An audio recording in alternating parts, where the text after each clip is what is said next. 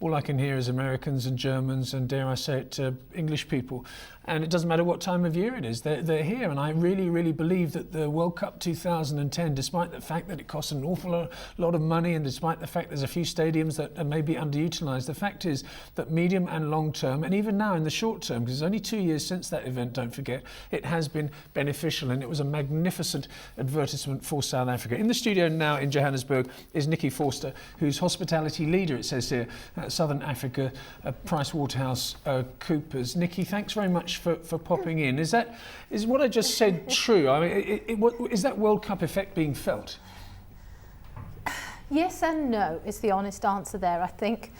Yes, it did publicise South Africa in a very good light, but bear in mind a lot of those markets that came to the Soccer World Cup are struggling a little bit at the moment. So it's still an expensive destination for somebody in Europe who is under economic crisis. But it did showcase South Africa as a destination. I mean, look how much South Africa has to offer. And I mean, you're sitting there in Cape Town, what a wonderful location. Yes, indeed. I mean, if I look over my shoulder, you can't see it now, I just see the cable car going up and down. And if they had 3 or 4 more cars and they had more capacity, it would still be going up and down from 7 in the morning until 6 o'clock at night. I mean, when I talk about the World Cup, just let me indulge me here. When you look at the Tour de France, okay, it's a 3-week event, and you watch the Tour de France every night for 3 hours, all you see is the countryside of France. No wonder France is the most visited country in the world. No wonder it's the world's top tourism destination when you see that sort of thing, and that's why the World Cup was so precious to us. But that's me going off on a tangent. I like this that you say demand for rooms is anticipated to grow faster than supply between now and 2016. That's extraordinary, because I mean there's been hotels and B&Bs on auction every week in the newspapers in Cape Town. Yes, and I will agree with you. Cape Town was particularly badly hit just recently. But no, we're not saying the demand for rooms is suddenly going to shoot the lights out.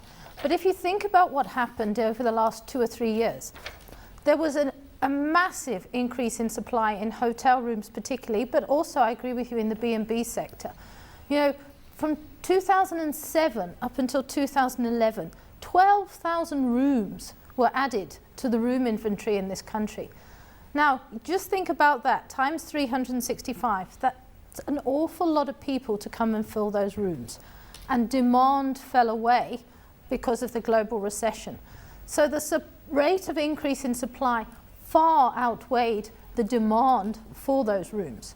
Now what we're saying is, between now and about 2016, we don't expect more than about 2,000 extra rooms to be added to the supply, but the demand will increase. So the rate of supply is reducing in relation to the increase in the demand. So instead of having a big gap between supply and demand, we see those two coming closer together. Nikki, who comes to our shores? Is it the traditional ones? Is it the Europeans? I mean, Germans, for example, you talk about a lot of the countries that were represented here at the World Cup, or rather the visitors from those countries are now under pressure, but you still look at very rich countries like Germany. Is it the Germans and the British and the Americans that are still in the top 6? They are still coming, but not in the numbers that they were coming. But if you look at, say, the Chinese, the Asian market, the Indian market, those markets have grown significantly. If we look at year on year in the last 2 years, the numbers coming from those countries have increased by 20% year on year. And think about China. China's now built 45 new airports, and there are so many people in China just wanting to travel. So there are new markets out there, and the industry itself needs to adjust to service a wider spectrum of markets. It's interesting as well, it's interesting as well that a lot of the numbers of people visiting South Africa come from Africa itself. Yeah, indeed. How much of the market is rand sensitive? In other words, they might say to themselves, well, look, a hotel room in Cape Town is going to cost me X at 750, but now it's 820. Now South Africa suddenly becomes more affordable. Is that type of traveller evident?